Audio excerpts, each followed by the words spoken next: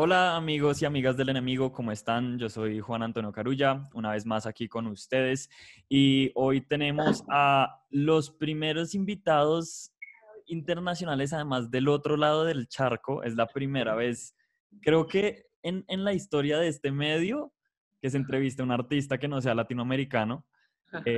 Y pues sí, con nosotros está Califato Tres Cuartos directamente desde España. Entonces, ¿cómo están? Mucho gusto. Muy bien, aquí estamos, muy a gusto Muy de hablar bien. con vosotros. Ah, Locos por bueno. ir a Colombia. Locos por ir a Colombia. Además que somos casi latinoamericanos también, vamos, somos todos hermanos, ¿no? Yo me considero Claro, claro. latinoamericano. Claro, claro, Más sí. Más que, latino que americano, ¿no? claro, Americano no más tiene mucha cara. de americano tú Epa, sabes un sí. poco. Sí, ahora hay una discusión sobre eso ahorita con todo el tema de los Grammys y con Rosalía y bueno, todo eso de lo latino y lo latinoamericano y bueno, en fin. Em, pero Es verdad, es verdad. sí, y ustedes estaban ensayando, ¿cierto? ¿Están ahorita en sala de ensayo? Sí, hemos ensayado porque tenemos que grabar un programa de la televisión española el lunes. Estamos sacando unos temillas de nuevos discos para hacer el temilla allí en el programa. Ok, y Además que normalmente, ensayamos mucho, como no tenemos nada que hacer.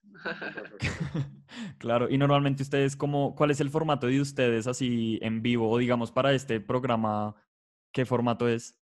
Hombre, para este programa vamos a llevar un formato especial porque vamos a llevar, aparte de los que vamos normalmente en el escenario, que somos 7, vamos a llevar a 3 músicos más y alguna colaboración más. O sea, vamos a ser por lo menos 10. Viene un saxofonista también, un chaval con la percusión, otra voz más.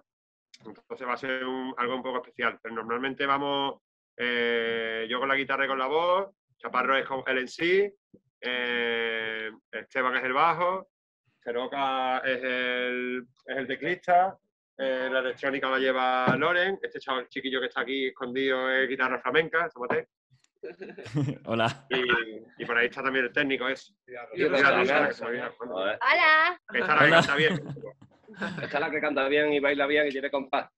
Bien, bien, bien. Nos salva el Genial. concierto. Qué locura coordinar a tantas personas normalmente. Que lo diga, que Debe lo ser diga. enredado. Bueno, pues yo empiezo a preguntarles de una vez.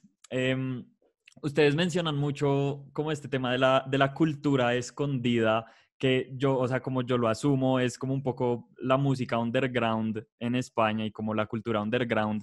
Entiendo que muchos de ustedes ya llevan pues alrededor de una década como en toda esta movida como underground española. Pues ahí he leído que pues hay colectivos como Lai Radio que se definen como una radio online muy independiente, o pues también Breaking Base. Entonces pues me gustaría saber un poco cómo es toda esa movida de la cultura escondida, o cómo es todo ese movimiento un poco underground español. Pues también porque, digamos, de este lado del charco, normalmente los artistas españoles que llegan acá como al mercado son obviamente los mainstream, ¿no? Pero toda esa parte como más underground, como que no se conoce mucho esa historia. Entonces, sí me gustaría saber un poco cómo se mueve y cómo se ha gestionado como esa cultura los últimos años. Aquí hay mucha cultura underground desde siempre, vamos. En Sevilla, concretamente, que es donde nosotros estamos situados, Ujú. siempre había mucha cultura de club underground, de rave, de un montón de grupos, y hay un tejido muy grande de una escena muy grande en Sevilla, vamos, es una ciudad pequeña relativamente, tiene 700, 300 mil habitantes, y la verdad que hay muchas bandas y ha habido siempre mucha música desde siempre, hay mucha tradición, hay mucho paro, mucho desempleo, entonces la gente pues se tira al arte, ¿sabes? Claro. Siempre ha habido mucho tejido, vaya. Y digamos, estos circuitos normalmente se mueven localmente o como también en toda España, o cómo circulan, digamos, como estas colectivos así como de electrónica y de música más underground, ¿son más como europeos o han tenido cabida como en otros mercados? Hay conexiones entre ciudades, ¿sabes? Nosotros, por ejemplo, con Málaga hemos tenido mucha conexión, con gente de Almería, con gente de Granada, de Cádiz, ¿sabes? Que hay muchas conexiones entre las ciudades a nivel underground, ¿sabes? Y por lo menos aquí en Andalucía siempre ha existido mucha conexión entre las diferentes ciudades, ¿sabes? Nos traíamos a las fiestas de electrónica, nos traíamos a los DJs de otros lados y vamos nosotros también a pinchar a otras ciudades. Siempre ha habido mucho. Pues está conectado, vamos, no son independientes. Sí, Claro, además claro. siempre ha sido muy compadreo porque las fiestas nosotros las hacen en otra ciudad y al ser underground te cuesta el dinero. Es decir, que los artistas que van siempre invitados porque son amigos, que es más un compadreo y un ayudarse los unos a los otros que, ¿sabes? Porque en esto del underground en cada ciudad te cuesta el dinero intentar sacar tu música adelante, ¿sabes? Sí, sí, sí, me imagino. Y digamos, y en todo este contexto, me imagino que nace Breaking Bass Records. Esto lleva más o menos cuánto tiempo, pues digamos, como, por qué nace, digamos, un sello como Breaking Bass, como que le apuesta un poco como a esta combinación de música electrónica con otro tipo de músicas más folclóricas, porque entiendo que también tienen un interés. Como como por otras culturas del mundo y combinarlas con música electrónica. Entonces, ¿cómo, bajo qué contexto nace este sello? Sí, bueno, Breaking Bad nace en 2011 Ujú. como colectivo. Al principio no era un sello, era un colectivo que hacía fiestas y en una promotora hacíamos podcast, ¿sabes? Y luego a partir de 2016, 2017 nace ya el sello.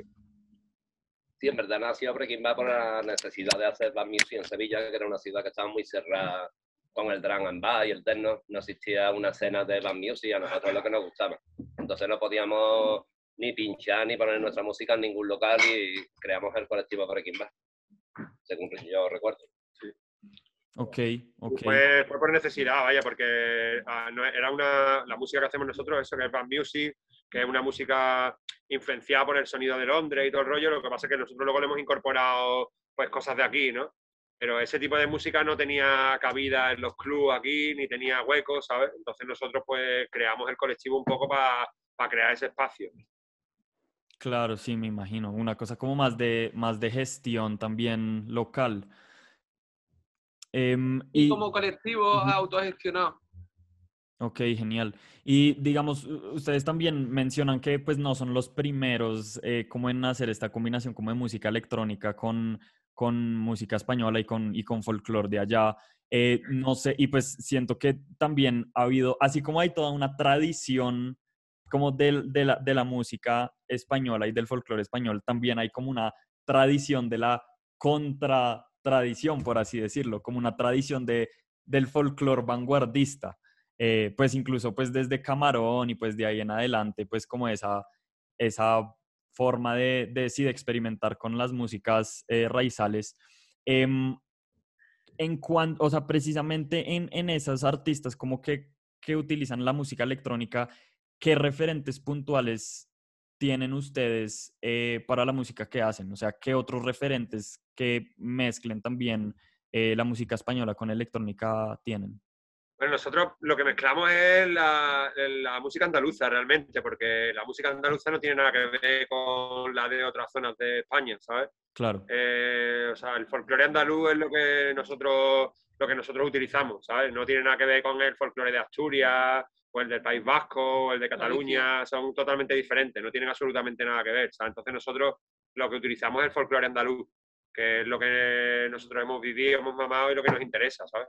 Y eso es lo que mezclamos con la electrónica que nos ha gustado de siempre, ¿no? Que es la de los ritmos rotos, ¿no? El breakbeat, el Ujú. garaje, el dubstep, el grind, ese tipo de electrónica es la que siempre nos ha gustado, que es lo que te digo, que una electrónica que más que de Estados Unidos o de Berlín viene siempre de Londres, ¿no? Y la electrónica más londinense, Sí. digamos, y de Bristol, etcétera, y de Reino Unido en general, que es la que a nosotros nos gusta, es la que hemos mezclado con el folclore andaluz. Claro, sí, sí, hay mucha influencia como del drum and bass y algunas cosas como de trip hop, brutal. A mí Sí. también me encanta toda esa escuela inglesa, me parece que es de las mejores, así como de electrónica. Y ya entrando como más al disco, pues están lanzando, pues para quienes nos están escuchando, los invito y las invito también a que escuchen el nuevo disco de Califato, se llama La Contraseña. Entiendo que para hacer este disco se fueron a Ronda, Málaga, y grabaron allá, entiendo que 13 demos en 4 días, que pues Sí. me parece una cosa alucinante como tantos demos en tan poco tiempo. Pero me gustaría saber un poco sobre Ronda y sobre Málaga. Pues es decir, yo pues desde acá no conozco mucho como dónde es o como por qué de pronto escogieron ese destino para hacer este disco. Bueno, como malagueño te lo puedo explicar, Sí, Esteban. Ronda es un sitio súper bonito, está en un enclave que es en una montaña y tiene una historia brutal, ¿no? Y lo elegimos también tiene una historia de andalucismo, ¿no? Fue donde se escogió el himno y la bandera y también que el sitio también lo elegimos porque también la casa en la que elegimos para alquilar había sido un estudio antes. Entonces es un sitio también muy espacioso, ya no solo por el enclave, que es un enclave mítico, y es una ciudad muy bonita, ¿sabes? Sí, nosotros siempre nos vamos a los 3 trabajos que tenemos, los hemos elegido o sea, lo hemos desarrollado en pueblos de Andalucía, ¿sabes? El primero fue en Analcoya, el segundo fue en el Ronquillo y este último en Ronda. Pues si hacemos otro, pues seguramente sea en algún otro pueblo, ¿sabes? De aquí. Nos gusta también por el tema de irnos a un pueblo, nos gusta porque nos aislamos, no conocemos a nadie en el pueblo y podemos estar concentrados en lo que es la música y podemos hacer esto, lo que tú has dicho, ¿no? De hacer que salgan 13 demos en 4 días. Eso es porque estamos desconectados totalmente del mundo, montamos el estudio allí y nos ponemos 15 horas al día, nos estamos de fiesta realmente, ¿sabes? Nos pegamos una fiesta allí y nos ponemos de música, ¿sabes? Y hacemos las demos y luego ya las demos nos las traemos aquí a Sevilla y aquí en Sevilla ya hemos tardado 8 meses en terminarlo, ¿sabes? Que luego en lo que es el proceso de arreglar los temas, de mezclarlos es mucho más laborioso y mucho más largo. Lo que a nosotros nos gusta que sea algo rápido y algo ahí súper fresco es... La construcción de la demo, que la demo es muy salvaje, es algo lo hacemos muy impulsivamente. Y llevamos, allá Ronda, pues lo mismo llevamos, no había internet, por ejemplo, y llevamos los samples descargados, temas pensados, una carpetita cada uno con samples, con algunas letrillas, con algunas ideas de conceptos, como hacer algún ejercicio de hacer, yo qué sé, un palo flamenco como puede ser la guajira o tal, y nos arrancamos la máquina y vamos con mucha creatividad y divirtiéndonos, vamos haciendo las demos. Y cuando nos atascamos un poco, pasamos a otra, y otra, y otra, y otra, y por eso salieron tantas. Sobre todo muchas ganas de divertirse, de pasarlo bien y de no pensar que existe nada afuera, ¿sabes? Que cuando estamos estos 4 días, para nosotros no hay nada afuera, estamos nosotros 5, nuestra música, nuestros instrumentos, nuestra comida, nuestra parafernalia, nuestro cachondeo, y no existe ni un problema, ni estoy mal, no tengo dinero, ¿sabes? Es simplemente creación pura y dura y concentración máxima, pero claro, desde el esfuerzo. Lo hicieron después, o sea, después del confinamiento aquí. Entonces eso también se nota en este disco, está guapísimo, porque es profundo y oscurete también, chulo, muy chulo. Qué bien, qué bien. Y justo ahora como un poco ahondando más en el disco y en esta parte creativa, algo que me parece muy loco es que pues Califato lleva pues básicamente que los últimos 3 años sacando música un poco sin parar, todos los años, casi que cada 2 meses hay algo nuevo, o sea, están como en una racha creativa, por así decirlo. O sea, ¿cómo fue la mentalidad para entrar a crear este nuevo disco, la contraseña? ¿Hubo algo que ustedes dijeran como va a haber algo diferente o de pronto queremos irnos por otra línea o queremos profundizar en este aspecto particular?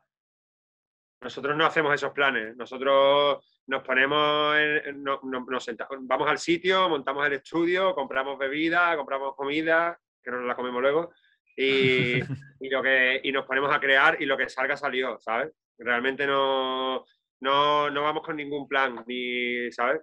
Puede salir cualquier cosa. O sea, es algo totalmente aleatorio. Es una fotografía del momento y depende de cómo nos sintamos cuando estamos haciéndola y no decimos, bueno, este disco va a ser más oscuro o este disco va a ser más electrónico. Simplemente nos ponemos a hacer música y lo que sale, pues salió. De hecho, este disco en verdad fue que teníamos muchos bolos, llegó el COVID, nos confinaron, se cayeron todos los bolos y cuando abrieron decidimos ir a una casa, pero solo para darnos un regalo, ¿sabes? Porque nos habíamos agobiado para disfrutarlo. que si salía un disco, salía un disco, y si no salía ningún tema, no salía ningún tema, pero en 4 días había 13 demos, ¿sabes? Entonces, es ese momento de abrirte un poco, de haber pasado todo lo que ha pasado y de estar encerrado, pero vamos, que sin pretensión ninguna, que vamos para disfrutar. Llevamos las cosas porque somos así de friki y no podemos dejar las cosas en las casas. Yo te lo digo igual, ¿no? Haciendo lo mismo además que nos da ahora. Sí, que a lo mejor la próxima vez nos vamos a un sitio y no sale ningún tema, o salen 3, ¿sabes? Pero no sé, pues lo que salga salió, tampoco nos proponemos, no tenemos que volvernos con un disco obligatoriamente. Si sale un disco, pues la primera vez que nos fuimos, de hecho, salieron 6 temas nada más, ¿sabes? Claro. Y cada vez, pues yo qué sé, lo que salga, ¿sabes? Vamos a pasárnoslo bien. Nosotros toda la música que hay del Califato la hemos hecho así. O sea, no hay, todos los temas que hay son los que hemos hecho, no hemos descartado ningún tema y lo hacemos siempre de esa manera. Le hemos quedado 3 veces y la música que hay la hemos hecho en esas 3 veces, ¿sabes? Claro, bien. Y volviendo un poco a lo que mencionaban ahora, como del drum and bass y como del breakbeat y como de esa escuela electrónica como más inglesa, sí noto que un poco la espina dorsal de sus canciones es la percusión, o sea, como toda la parte rítmica, las baterías, los timbres, esos cortes, siento que es como una parte crucial de sus canciones. ¿Ustedes empiezan normalmente a hacer una canción por el ritmo y por los quiebres de batería? ¿O no tiene por qué? No. Depende. Hay algunas que la empezamos con un riff de guitarra, otras que la empezamos porque tenemos un cacho de letra o una idea de letra, otras con un sampler, que puede ser un sampler de un bajo, pues es que depende. Sí, todos pinchamos, entonces tenemos mucha noción de eso que dices del ritmo, ¿no? Y de la, ¿sabes? De esa mentalidad del DJ, ¿no? Sobre las percusiones, sobre el ritmo. Entonces sí que hay trucos que son muy recurrentes en la música electrónica, ¿no? Los cortes, los vacíos, los requiebros, todo eso de la electrónica. Pero en verdad cada canción parte de algo. O sea, está en blanco el proyecto, le ponemos una cosa y ya vamos por ahí. Claro, lo que no creamos como una banda, creamos como productores. Claro, creamos en este caso en el Logic, tal, pero en el programa. Sí. Luego ya vemos cómo hacerla en directo y luego ya vemos cómo sacarla. Claro, y digamos una canción como Te quiero y lo sabes, pues esa entiendo que es como una reversión de esta canción de los Manolos. Esta canción, digamos puntualmente, ¿cómo nace? Porque además siento que es como la más pop, por así decirlo, como además intencionalmente pop, ¿no? Y como reversionando esta canción de Para ellos. nada, no pretendíamos que fuera una canción pop, porque en realidad partimos del sample de Psychic TV. Era un sample de Psychic TV que es de un tema súper oscuro, y cuando nos pusimos a trabajar ahí, pues al final, ¿sabes? A mí se me ocurrió uno de los sobraba eso, pero porque me vino, pero que realmente el tema empezó siendo súper oscuro. Y al final acabó siendo el tema más soleado del disco, pero que al principio era súper oscuro. Es que ya te digo, es donde nos lleva la música. No dijimos, vamos a hacer un hit de pop, vamos a hacer no, para nada. O sea, iba a ser una cosa súper oscura y al final tiró por ahí. Igual que otros a lo mejor pretendemos que sean más alegres y luego es que nos dejamos llevar y es a donde nos lleve la música, ¿sabes? No hacemos ningún plan, ni antes ni... O sea, la canción va pidiendo las cosas y se va desarrollando sola, ¿sabes? Nosotros solo la seguimos. Claro, entiendo. Me gustaría que habláramos un momento sobre el arte del álbum y pues también de pues, un artista que los ha acompañado a ustedes como en este proceso de Califato y es Rorro Berjano. ¿Cómo lo conocen? ¿Cómo es trabajar con él? Digamos, también, sobre todo la portada de este nuevo álbum, la contraseña, siento que tiene como muchos símbolos y como muchas imágenes puntuales que no sé si fueron meramente decisión de él a la hora de hacer la portada o si todos, digamos, como que tuvieron una decisión en cómo construir esa portada. Nosotros teníamos un local de ensayo, ahora estamos en un local que está más a la afuera de Sevilla, y antes teníamos un local en el centro.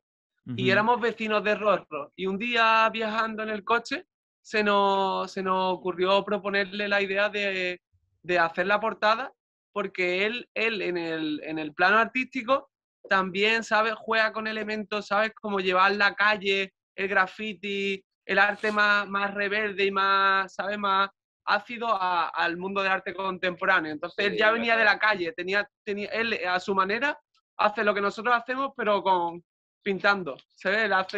Él hace mucho homenaje a la cultura del hip hop y nosotros en cierto modo empezamos con la cultura del hip hop y nosotros le dimos un listado de elementos y el disco. Él escuchó mientras iba haciendo el cuadro, iba escuchando las demos. Y conforme pasaba el tiempo, le mandábamos una versión actualizada de las demos. Entonces él ha estado siempre escuchando la música mientras pintaba. Y él, al igual que nosotros, no hace bocetos. Él no hace a lápiz la composición, sino que él se pone ya sobre el formato. El original es un cuadro como de 80 por 80 y empezó a meter ingredientes que estaba escuchando en las canciones. Y podría haber sido, ¿sabes? Una cosa muy, muy icónica. O sea, a lo mejor podría haber resuelto el disco con algo, ¿no? Pero al final lo fue haciendo más barroco y espectacular. Yo lo había visto un poquito crecer el cuadro, pero ellos lo vieron del tirón y el impacto que tiene es brutal, porque el cuadro... Sí, claro. Además que tú sabes que nos reunimos con él, como somos unos tiesos, le dijimos, oye, tenemos esto, queremos que haga esto, y él dijo, del tirón, esto es un marrón, porque es un marrón, pero del tirón. Dame la música y dime cuándo lo tengo que entregar. 3 meses, ¿sabes? Estuvo haciéndolo en 3 meses. Ella cuando lo entregó dijo, estoy hasta la polla ya del disco del Califato. Es de las personas que más la ha escuchado, seguro que la ha escuchado más que nosotros. Vaya, sí, me imagino. Me imagino. Ya ni siquiera quiere ir a conciertos de ustedes ni comprar.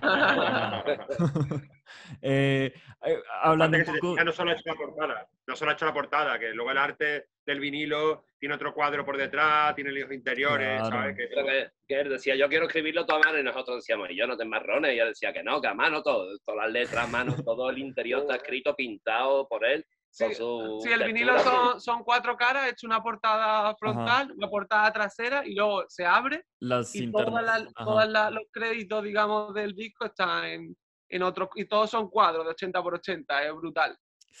Qué locura. Tú lo ves en el vinilo y dices, guay, pero cuando tú lo ves de verdad y ves los trazos y ves cómo lo ha hecho, es que flipa, es que es una obra de arte. Sí, claro. Y precisamente un poco hablando como de estas imágenes, porque me puse a ver también el trabajo de él y tiene muchos elementos como religiosos, ¿no? Él es como que trabaja muchos con esos íconos religiosos y pues también en la estética de Califato y en sus videoclips también hay mucho de iconografía religiosa.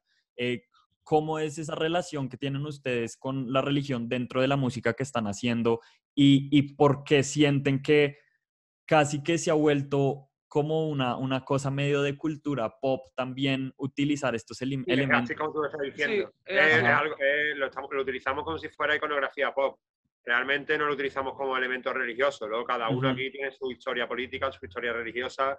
Pero nosotros forma parte de nuestra cultura, ¿sabes? Sí. Son elementos populares. Sí, aquí también en la ciudad como que los acontecimientos religiosos marcan un poco el calendario, ¿no? ¿Sabes? Entonces está la Semana Santa, la Cruz de Mayo, la feria. Entonces es como cultura popular, no es tanta religiosidad como más algo folclórico, como algo de cultura popular. Ya. La Virgen de los Tripis, que es una propiedad, ¿sabes? Y digamos una canción como, y perdonarán mi pronunciación, no sabría cómo se dice, pero Zambra o Cambra del Jueves Canto. Sí, es Zambra del Jueves Santo. Zambra del Jueves Santo. Epa, digamos, esa canción, o sea, como entendí la letra, es un poco como alguien como con una crisis medio adolescente buscando como una salvación, no sé si en la religión o qué, pero digamos, esa canción cómo nace o la letra puntualmente, ¿sí habla como un poco de esa crisis de identidad de adolescente? Está guay porque es una visión que no teníamos de esa canción. Sí, realmente es como comparar Andalucía, ¿no? Que es nuestra matria, digamos, ¿no? Y que es como la zona más deprimida de España, ¿sabes? Y es compararla con una madre, ¿sabes? Y la cultura andaluza y el pasado de Andalucía pues se ha borrado y Andalucía pues ha habido una cultura en la que coexistían las tres religiones, ¿no? Y eso se ha eliminado un poco, la religión judía, ¿sabes? Que todo eso se ha eliminado, ¿sabes? Entonces es un poco reivindicar todo el pasado que nos han borrado y al compararlo con una madre, ¿no? También, sí, comparar el sufrimiento y las penas y la miseria que se pasa en Andalucía con el sufrimiento y la pena y la miseria que tiene una madre para sacar adelante a sus niños y a su familia. Ya, y justo en eso que mencionan, como de el pasado amputado, que de hecho creo que es en una entrevista para Clubbing Spain, que mencionan eso, como que esta cultura es un pasado amputado que grita por salir, mencionan ustedes. Después de la reivindicación, digamos, tiene que haber algún momento de reconocimiento, asumo yo, de ese pasado, ¿no? No sé. ¿Qué esperan ustedes que sea reconocido o cómo esperan ustedes que sean reconocido como esta cultura andaluza? Nosotros lo único que pretendemos es que la gente de aquí pues conozca un poco de dónde venimos, ¿no? Porque nos parece fundamental que la gente sepa de dónde viene para poder empoderarse y para poder reivindicar cosas, porque pues, yo creo que en Latinoamérica pasa un poco lo mismo, ¿no? Que se ha borrado un poco toda la cultura de lo que había allí antes de que llegaran los españoles, ¿no? Se le ha borrado un poco eso, ¿no? Entonces, el reivindicarlo un poco para conocerte a ti mismo, que me parece que es algo fundamental antes de establecer otras luchas y otras reivindicaciones, ¿sabes? Por eso es un poco para empoderarnos, ¿no? Y para, como cualquier zona que ha sido colonizada económica o culturalmente, ¿sabes? Lo primero que se hace es eliminar la identidad, ¿sabes? Sí, las religiones siempre borran la anterior, ¿sabes? Entonces nos parece fundamental el tema de conocer nuestro pasado para poder reivindicar el futuro que queremos, ¿sabes? Claro, y para que te sientas orgulloso, porque si no sabes por qué tú hablas de una manera, por qué tú lloras los acentos, o cantas, los sentimientos de un sitio, y eso viene de atrás. Cuando tú conoces tu historia que no te han enseñado es cuando comprendes por qué eres como eres, ¿sabes lo que te quiero decir? Sí, y te puedes sentir orgulloso de ti mismo. Si no, es que según los colonizadores, todo lo que es tuyo, que es propio, cateto, no vale para nada, eres un miserable, ¿sabes? Entonces, cuando tú conoces, ya da igual lo que te digan los demás, porque tú te empoderas fuerza, y tienes fuerza, ¿sabes? Sí, es que Andalucía le pasa un poco como a Latinoamérica, también ha sido colonizada por los españoles, ¿sabes lo que te digo? Claro. Entonces es lo mismo, ¿sabes? Realmente lo que intentamos es reivindicar el conocernos a nosotros mismos porque aquí la gente se reía de la forma de hablar de los andaluces, de la forma de ser de los andaluces, siempre se ha hecho chiste con nosotros, se ha reído la gente de nosotros, y entonces pues hay que conocerse y hay que valorarse antes que cualquier otra cosa, ¿sabes? Para luego poder exigir cosas, ¿sabes? Porque si tú te ningunean y te tienen como algo, ¿sabes? Si tú tienes un complejo por ser lo que tú eres, tú no vas a reivindicar nada, ¿sabes? Vas a estar siempre mirando al suelo, ¿sabes? Entonces, lo primero es mirar hacia arriba, ¿sabes? Sí, sí, sí, por supuesto. Me parece que hay un paralelismo grande con lo que ha pasado allí, ¿sabes? Sí, porque ten en cuenta que lo que hicieron aquí con la reconquista de Al-Ándalus fue un experimento para luego hacer lo que hicieron en América, ¿sabes? Sí, de acuerdo. Quitar todas las voces multiculturales y dejar solo una y decir, esta es la buena. Pero no es solo una, tiene que haber un montón de visiones de lo mismo. Claro, y que nuestra lucha es muy local, pero muy universal, porque significa lo mismo para nosotros que para todos los pueblos indígenas de Latinoamérica que le han quitado toda su cultura y que incluso aunque se la hayan quitado se siguen sintiendo diferentes porque tienen otra forma de hablar, de expresarse, de andar, de comprar, ¿sabes? Son diferentes a la otra gente. Entonces lo bonito es volver a recuperar la historia, ¿sabes? Para por lo menos tener tranquilidad, paz, ¿no? Y sentirte orgulloso, ¿no? Sí, claro. Y digamos, supongo que por esto es que han hecho sus lanzamientos el Día de Andalucía, entiendo. O sea, ese día, ¿qué se celebra normalmente ese día y por qué han escogido esa fecha para hacer sus lanzamientos? Siempre cogemos el Día de Andalucía. Hay 2 días de Andalucía, el 4 de diciembre y el 28 de febrero. El 28 de febrero es más institucional, el 4 de diciembre es como el Día del Pueblo un poco, ¿no? Que fue cuando fueron las manifestaciones y todo el rollo. Y siempre lo hacíamos el 4 de diciembre, pero el año pasado no llegábamos al 4 de diciembre, porque no nos daba tiempo de sacar el disco, y lo hicimos el 28 de febrero, que también es otro día, ¿no? Andalucía tiene 2 días, y si me apura sacamos un tercero, vaya. Claro, y este día, el 28, lo que se celebra institucionalmente es tocar el himno de Andalucía con una flauta y comer una tostadita de jamón, no, de aceite con azúcar. Sí, es el día de la autonomía de Andalucía, ¿no? Que se proclamó la autonomía. Y es muy tierno por eso, porque todo el mundo tiene recuerdo de que ese día en el colegio te daban una tostadita de aceite con azúcar y tocaba la flauta y iba con tu banderita, ¿no? También tiene su cosita bonita. Desde la infancia, celebrándolo. Claro, claro, no, súper bien. Y precisamente un poco ahondando en este tema como de las tradiciones, sí siento que hacer propuestas así como más experimentales y más vanguardistas con las músicas tradicionales, sí como que sugiere que hay como una transición hacia algo, ¿no? Pues por poner un ejemplo y como una anécdota también, no sé, acá en Colombia hay una agrupación que se llama Los Electrónicos y ellos creo que fue en los 80s o en los 70s sacaron un disco que se llama Tradición en Transición y es un álbum que son músicas colombianas y músicas andinas, pero con rock y con un formato súper particular. Digamos, si yo les planteara a ustedes, Califato, esa tesis de tradición en transición, ¿cómo la adaptarían? Y sobre todo, a dónde creen que va a llegar? Si hay una transición, pues tiene que llegar a algún lado, ¿no? ¿A dónde llegaría según ustedes? No, simplemente lo que queremos es, verá, antes aquí, yo supongo que allí pasó lo mismo, vamos, en Latinoamérica había una época en que los grupos de rock lo único que intentaban es imitar a los grupos americanos y a los grupos ingleses, y aquí ha pasado lo mismo. O sea, aquí había una época en que los grupos de rock lo único que hacían es imitar a los grupos de fuera, y el que más se pareciera a lo de fuera era el mejor, ¿sabes? Pero luego, a partir de finales de los 70, principios de los 80, empieza a haber grupos que empiezan ya a reivindicar el utilizar esos elementos propios, ¿sabes? Y ya te digo que es un camino que no hemos empezado nosotros, que es un camino que viene ya de lejos, ¿sabes? Y simplemente lo único que hacemos es continuar ese camino, ¿sabes?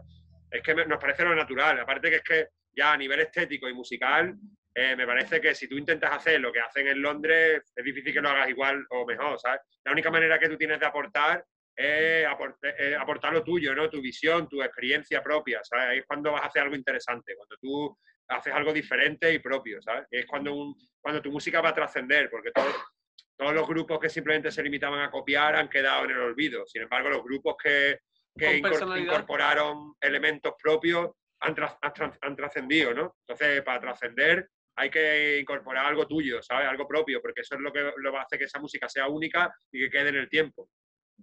Claro.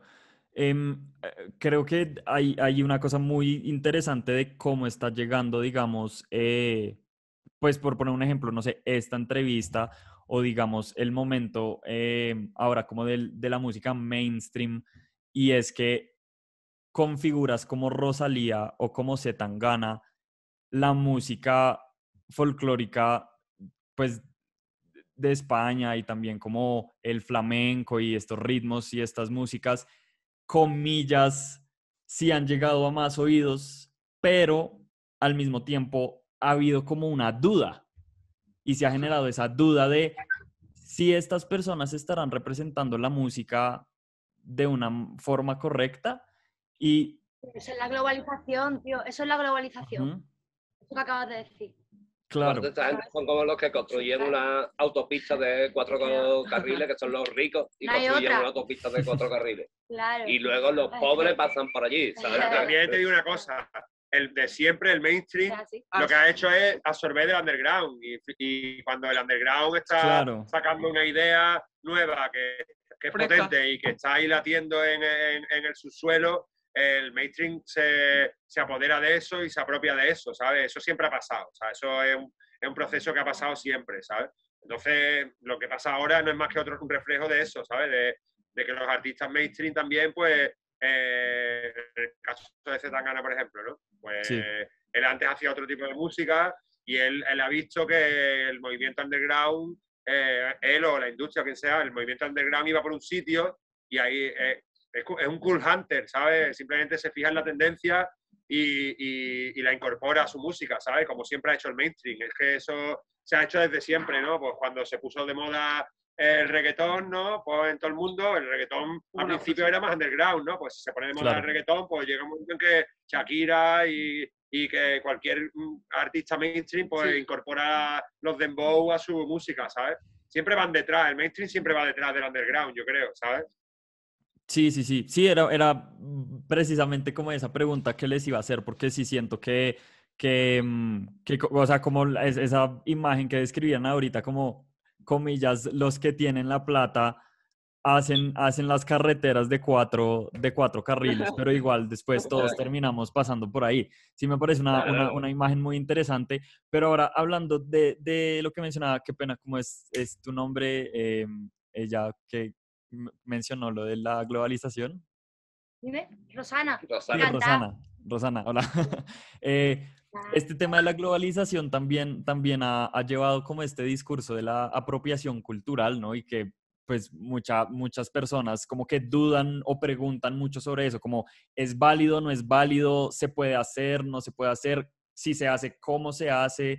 Porque pues también hay como una cosa de bueno, si nos estamos prestando culturas, debería hacerse de alguna forma específica. ¿Cómo ven ustedes este tema de la apropiación cultural y de la globalización ahorita que mencionaba Rosana? Mira, más que nada, lo que pasa es que la música tira de la tradición también y la cultura es de todos, ¿no? Y si es tu cultura y tú la quieres recrear, es tu referente, entiendo que es la manera de cómo lo respetas y cómo lo tratas, eso, que ya es tradición, ¿no? Y que es de todos, ¿no? Creo que va más de eso. Y que, bueno, cuando eres mainstream y cuando no lo eres, y siempre va a haber gente que lo critique y que lo venere, y porque es eso, es cultura y es de todo, entonces hay opiniones de todos los tipos. Yo no soy nadie para decir que alguien se ha apropiado de nada, ¿sabes? Porque yo lo siento, la música también de mi tierra, y la hago y la recreo y bueno, y lo intento respetar lo máximo posible y la estudio, ¿no? Es que es un tema muy difícil, no sé qué te estás preguntando, pero, ¿sabes? Sí, es difícil. Yo siempre pongo un ejemplo, ya te digo, si una multinacional se apropia de algo que hace un pueblo, por ejemplo, de una ropa que hacen en un pueblo de África, ¿sabes? Y la coge la forma de hacerla y la industrializa y la vende y no da ningún crédito a ese pueblo ni le revierte ningún beneficio, eso es lo que es la apropiación cultural pura y dura. Lo que pasa es que en el tema de la música es más delicado, ¿sabes? Porque todo el mundo tenemos todas las influencias, más con el tema de lo que decía Rosana, de la globalización, internet, etcétera. A todos nos llega un montón de influencias. Si yo soy un chaval yo qué sé, de Medellín, que le gusta la música de Berlín y empiezo a hacer música berlinesa, me estoy apropiando culturalmente. Pues yo creo que no, simplemente es mi referencia y me gusta y la hago con total libertad. Ahora, cuando ya entra la industria y entra las grandes empresas de por medio y todo el rollo, pues ahí es cuando ya podemos empezar a hablar de esas cosas, ¿no? Pero que una persona de cualquier parte del mundo haga, por ejemplo, un japonés se ponga a hacer flamenco, yo lo veo fantástico, ¿sabes? A mí eso me parece algo genial, ¿sabes? Yo lo veo guay, ¿sabes? No tengo ningún problema, porque somos todos libres, la música es algo libre y todo el mundo puede utilizar la influencia que quiera. Ahora, cuando hay un mecanismo perverso por parte de una empresa multinacional, etcétera, ahí es cuando ya hay que estudiar esos mecanismos para ver cómo son y tal, ¿sabes? Pero realmente a nivel de los músicos, yo a los músicos nunca los culparía, vamos. Los músicos pueden hacer lo que les dé la gana, ¿sabes? Y pueden tener la influencia que quieran. Claro, y luego que hay música que son más banales y música que son más profundas. Las que son más profundas, si tú las tratas desde el respeto, desde el estudio, desde el conocimiento, o del carajo, ¿no? Lo malo es que es una música que conlleva un sufrimiento de un pueblo que una multinacional la coja pero si tú eres alguien que quiere, que te gusta esa música... Si te sale del corazón, coges esos ingredientes de otra cultura y lo incorporas a tu discurso, a tu música, guay. Yo estoy seguro de que Rosalía ama el flamenco y le gusta la música folclore de Andalucía y que ella lo hace con el corazón y eso le gusta, ¿sabes? Claro. Que luego hay una empresa por medio que utilice eso de alguna manera o lo que sea, pues ya es cosa de la empresa, pero yo estoy seguro que ella lo hace desde el corazón cuando lo ha hecho, porque ya no está en esa movida, ¿no? Pero cuando lo hacía desde el corazón porque le gustaba esa historia y punto, ¿sabes? Y también que lo lleva por bandera y lo lleva al mundo entero, que eso es la globalización también, es muy guay, que Parrita, que es un referente a nosotros, flamenco, Parrita, que lo conozca el mundo entero. y Ajá. que ella lo diga en Coachella o donde Sí, que sea. hace una Este entrevista tema y dice... es de Parrita, de un artista de mi tierra, tío. A mí eso se me saltan las lágrimas. Yo lo veo, ¿sabes? Se me ponen los pelos de punta. Son millones de Sí. personas ahí cantando Parrita, que sabe que es nuestra movida del Claro, tirón. claro, por Yo lo supuesto. veo perfecto, vamos.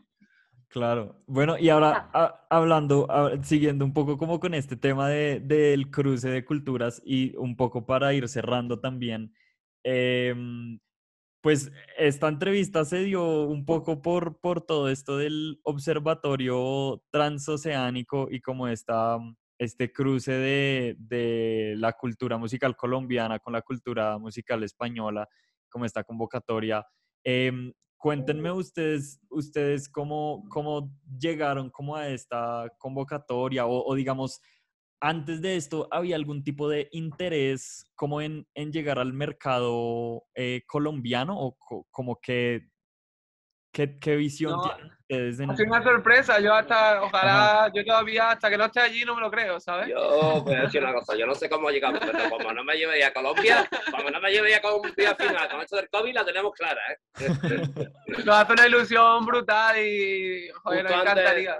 Justo antes del COVID, Aquí. nos habían llamado para el festival que hacen en la selva de En Perú, Perú. O en sea Perú. que ya se habían interesado por nosotros en Perú en un festival que hacen en, ¿cómo se llama? Sí. El de la selva. No sé, uno que es guay. No sabemos por qué les gusta a la gente allí lo nuestro, pero nos flipa. Hombre, es que Nosotros tenemos también mucho nos que ver. gusta lo vuestro un viaje. Tenemos muchas ganas de ir. A nosotros Claro, también nosotros estamos locos por nos lo de gusta allá. mucho el cómo se está mezclando allí el tema de la música de raíces con la música avanzada y todo el rollo, ¿sabes? claro. ¿Y nunca han venido a Colombia? No, jamás. No, ni a Colombia ni a Latinoamérica, vamos. Ya. Ok. Muy Y, caro. y digamos, Pobre. ahora que mencionabas que pues les gusta también cómo se están mezclando como las músicas experimentales acá con las músicas colombianas, eh, ¿tienen algún tipo de referentes acá en Colombia? ¿Han escuchado algún artista que les guste en particular de acá de Colombia que ustedes digan como, hey, nos gustaría como trabajar con esta persona o de pronto verlo en vivo? Sí, COVID mediante. Yo, Fruco y los Tesos. Fruco y los Tesos nos flipa. Claro. Ok. Fruco y los Tesos para nosotros. Ten en cuenta que, hombre, que los que hacen música electrónica bien y los que hacen, pero a nosotros lo que nos interesa es los que hacen folclore puro y duro. No, y la ¿sabes? cumbia también nos gusta mucho, ¿sabes? Sí. Y no sé. Sí. Y luego los artistas que han seleccionado para el Observatorio Transoceánico, los artistas de Colombia que han seleccionado nos parecen súper interesantes. Lo hemos descubierto, no los conocíamos, lo hemos descubierto a través de que los seleccionaran en el Observatorio Transoceánico y nos ha gustado un montón, vaya, nos ha parecido súper interesante. Sí, hay un Seguro que salen cosas disco. cool. Hay un disco que no sé si lo tienen presente, que salió, si mal no estoy, hace como 2 años, de Niño de Elche con un músico de acá colombiano que se llama Eblis Álvarez, que tiene una banda de acá que se llama Meridian Brothers. No sé si, asumo que ubican a Niño de Elche, pues él es un músico español, y hizo este disco que se llama Colombiana, y es un disco que mezcla precisamente las músicas, pues como el flamenco principalmente, pero con músicas folclóricas colombianas. No, ¿nunca han escuchado ese disco? Es de un hombre que canta, ¿no? Sí, él se llama Niño de Elche. Sí. Que canta. ¿Cómo? De del Niño de Elche. ¿Es de los Meridian ¿Cómo? Brothers? Sí, sé, él, no el sé. de los Meridian Brothers. Del Niño de Elche. Es que se te ha cortado un poco. El niño de Elche, ¿quién es ese? Perdón. No, sí. Perdón. Claro que lo hemos escuchado, claro que sí, lo hemos escuchado. Sí, Yo no. es que sí me parece interesante como ese cruce como de músicas como un poco, pues como que uno no se esperaría, pero terminan funcionando, ¿no? Hombre, son cantes de huerta, la ¿no? colombiana es un palo del flamenco, ¿sabes? Claro. Es que hay un hombre venezolano que mezcla, está haciendo como rollo flamenco, está con el paquete, tío, con un guitarrista con el paquete que tiene un discazo y no me acuerdo cómo se llama. El que está aquí en Madrid. ¿Cómo se llama? Ahora estamos aquí después del concierto, que no nos acordamos de nada, tú sabes. Ya luego tú ensayar, corta cuando quieras, corta cuando quieras. No. Bien. Bueno, y una última pregunta para ya cerrar y dejarlos tranquilos. El disco se llama La Contraseña. Esto tiene algo que ver un poco como con interpretar como los códigos de la música andaluza y de Sevilla, o por qué se llama La Contraseña. Pues se llama La Contraseña porque hay una canción que se llama La Sevillana del Pañuelo, que es del Pele, un cantante flamenco, con Vicente Amigos, el guitarrista, y en el estribillo habla de la contraseña y luego también por lo que tú dices, ¿no? Porque de un lado, porque mola un montón el título de la contraseña y el significado que tiene la palabra, y luego porque nos gustaba mucho cantar esa canción, en el estribillo habla de la contraseña y la cantaba mucho antes del concierto. Y también porque el disco tiene que descifrarlo, ¿no? Todos los códigos, todas las historias, detrás, sí. Cada escucha que tú hagas encuentras algo nuevo, tiene muchas cosas escondidas, muchas contraseñas. Ok, genial. Bueno, no, pues eso es. Muchas gracias por su tiempo, de verdad. Un gustazo. Y yo muchas gracias. Si me llevan para allá, que estamos para tomar una cervecita, ¿no? Sí, claro, claro. Cuando estén por acá y nos escribimos y salimos a hacer desastres aquí en Bogotá.